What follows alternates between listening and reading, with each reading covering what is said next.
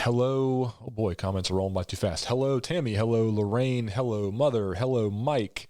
Hello, Debbie. Glad you guys could join us this evening on this very first edition of the What Am I Doing Hangout of 2022. How exciting is that? Kicking off another brand new year.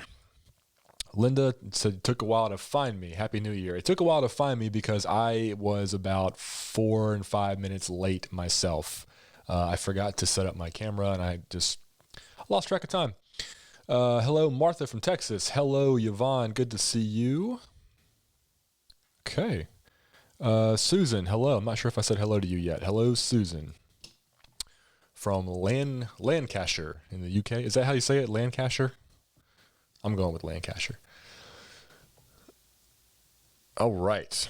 We'll go ahead and get started. We got people jumping on. Don't want to waste anybody's time. So hello and welcome. If you don't know what this is episode 170 of my weekly Facebook Live Monday night What Am I Doing Hangout. I do this just about every Monday night at 8 p.m. Eastern time, just to kind of jump on here, say hello, hang out with you guys for a little bit. I give you updates on projects that I am working on, whether that be with writing, video, audio, anything I'm touching. I try to give you guys the inside scoop on that. And then I also just kind of chat about books that I'm reading that I'm currently enjoying, movies and TV shows that I'm watching, and then anything else that comes up, whether it be questions from you guys, comments, anything else pops into my head at the moment. We occasionally go off on tangents and I start rambling about stuff. It's a good time. We have a lot of fun. And again, this is episode 170. So that's a lot of weeks. We've been doing this for quite a while. So that is the deal. So before I get too far into the weeds of everything, I do want to just make sure everybody is aware that all of my Lance Brody books are currently on sale. The ebooks are currently on sale in the US Kindle store and in the UK Kindle store. Every single of the standalone novels and also the box sets are pretty heavily discounted. The lowest discount is just on the most recent book, Dark Choice, because it just came out a little over a month ago. Still pretty fresh, but everything else has some pretty substantial discounts. So if you're not caught up with the Lance books, this is a good time to do so. And if you have any friends that maybe haven't read them and looking for a cheap book to buy and get hooked into an awesome series, I just happen to know one. So, are all your books in paperback now? Yes, Martha. Every novel is in paperback. All of the box sets are in paperback, and both the Lance short stories are in paperback as well. The tricky thing is, this is where a lot of people kind of get held up sometimes. The paperbacks, for the most part, are only available directly from Amazon. You're not going to find them in other bookstores or be able to order them in a lot of other bookstores unless they are secondhand or they've gotten some overstock somehow. I've seen it pop up here and there, but my main distributor is Amazon, so usually you have to order them from Amazon. So I also have a hardback version of Run No More and Dark Holiday. I haven't seen the proof yet for the hardback version of Dark Choice. Amazon hasn't shipped it to me yet. If it looks okay, I will put that up as well. I gotta say, the hardbacks are cool. I don't love Amazon Press's hardbacks. I wish they would do a hardback book with a book jacket instead of printing the cover image directly on the hardback copy itself. It doesn't look quite as professional. I kind of wish they would do a book jacket option instead of just printing the image on the hardback. You just don't see that very often. So I was kind of surprised that was the route that they took with their own publishing, but they're out there if you guys are interested in checking that out.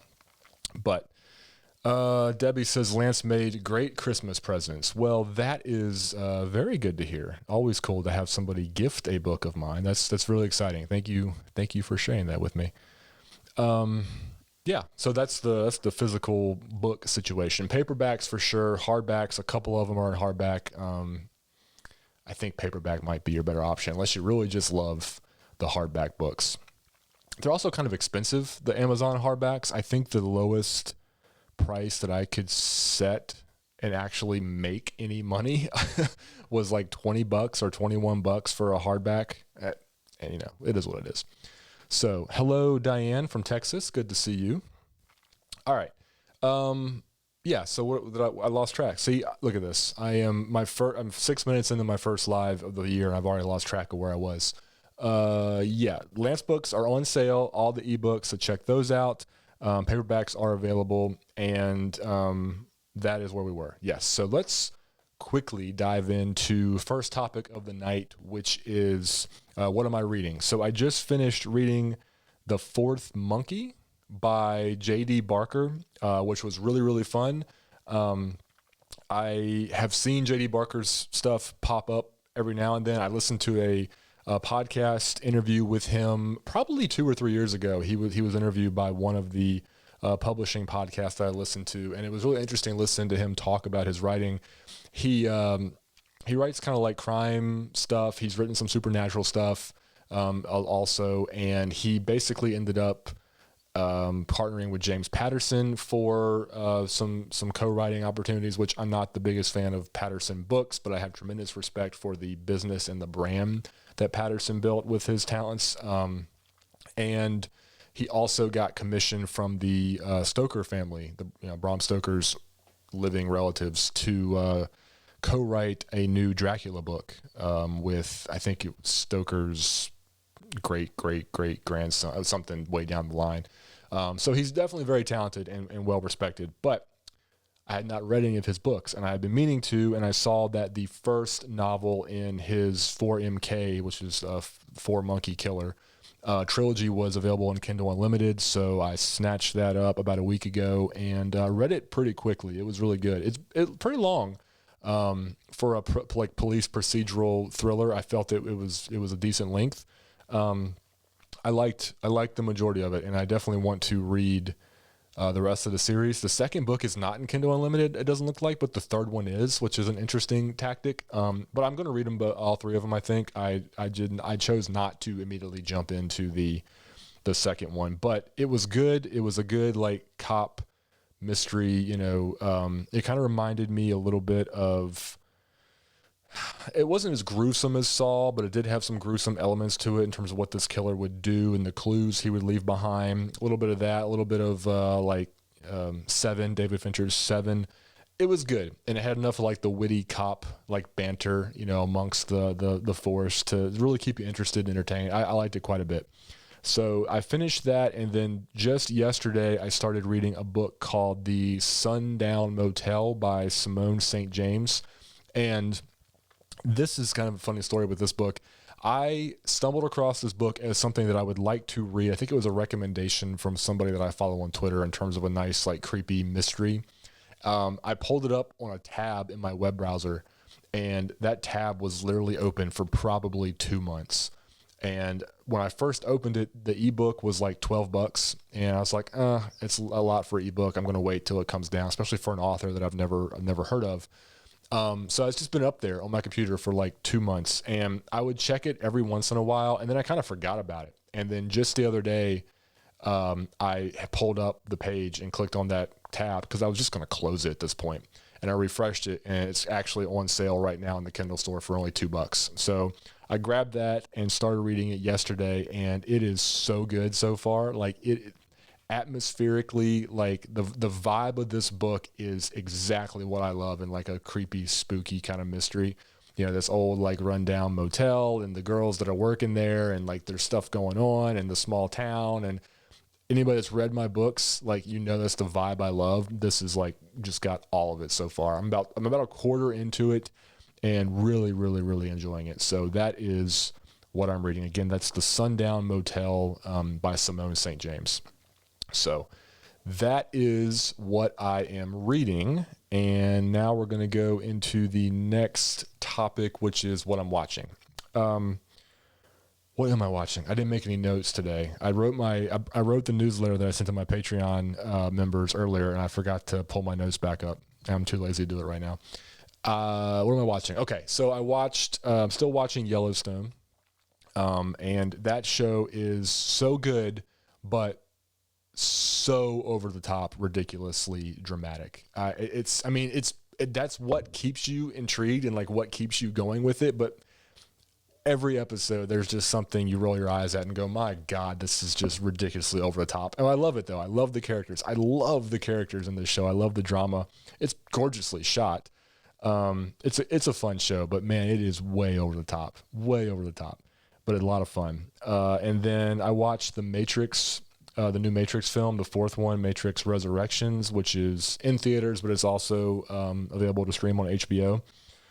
And it was fun. I won't go into detail about tremendously about what I liked and didn't like about it, but I did again write a lot more about this in my Patreon newsletter this morning. But basically, it's one of those films where it's such fan service to the existing audience of people that love the original trilogy that that's what makes it good and entertaining to the people that just love the universe. But as a standalone film, it's forgettable. There's just not a lot that's going to make you want to go back and watch it again. It's a terrible entry point if you've never seen any of the Matrix movies. So anyway, it was fun. I mean, I enjoyed it a lot, but again, I was a huge fan of the original trilogy, so that kind of helps. But really, really fun. They really did some meta stuff with how they were explaining the Matrix in the real world. It was cool. A little confusing, but it was a fun watch if you like that series. If you've never seen any of the Matrix trilogy,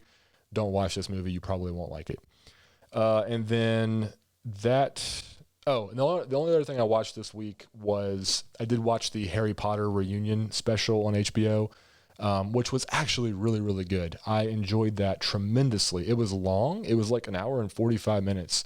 But it was really cool to see that cast get together and some of the interviews they were doing and talking about some of the behind the scenes filming and what was going on, with the cast emotionally and the collaborative efforts among everybody and the basically almost the hero's journey of the children themselves growing up, playing those parts, and basically becoming, young adults and then adults, on a movie set. It was really interesting. I enjoyed it quite a bit. The production value for a reunion special, I was not expecting as much to be packed into that as it was. It was really solid. So if you're a fan of the Harry Potter films, that is definitely worth checking out if you like behind the scenes, interview kind of stuff. So that was pretty good.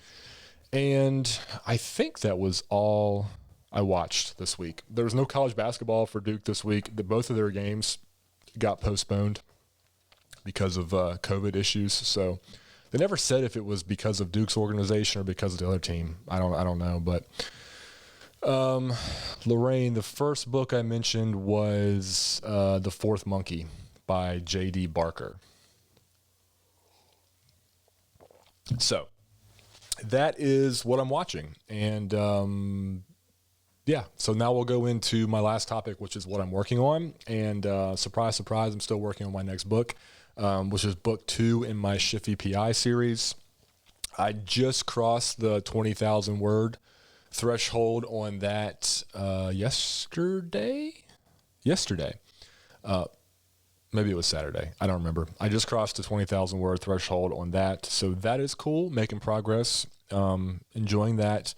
And I'd also have filmed a couple YouTube videos and posted those. But more importantly than that, for this audience, I did actually film a video, a status update on what I think the future of my Lance Brody series is, if there is a future to my Lance Brody series, kind of my mindset behind that and what my writing is going to maybe look like throughout this year. And it's kind of a timeline of where I see things going for my writing and my stories.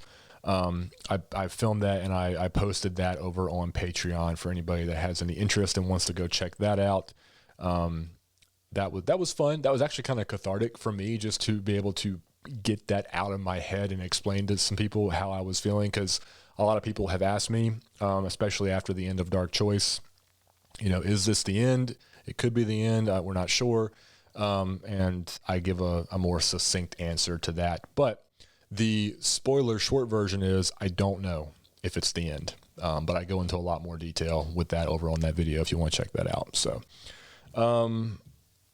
that's really about it. Priority number one right now is just writing the next book. I see Jason I don't know if he still is watching. He's on the live right now. He's my very best friend. You guys, some of you know him, and also my cover designer. So I am planning on trying to get onto his very busy schedule in the next week or so, one evening, and hopefully start brainstorming and working on the cover for the next Shiffy book, and then be able to get that pre-order up on Amazon for anybody who's interested in that. So very, very exciting.